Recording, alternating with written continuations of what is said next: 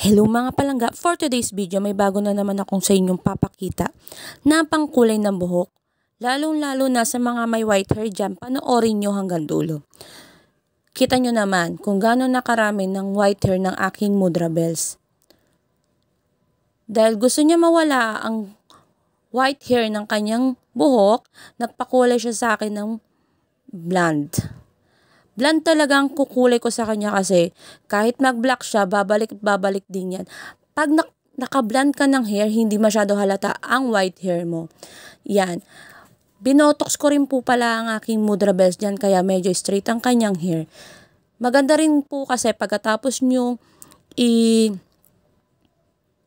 kulayan ng yung buhok, kailangan yung i-treatment din. Kita nyo naman kung gaano kaganda ang buhok ng aking Mudra Bells. At na-achieve niya ang kanyang gustong kulay. Hindi nyo na rin nakikita ang kanyang white hair dyan. Ano pang hinihintay nyo? Bumili na kayo ng pangkulay ng buhok.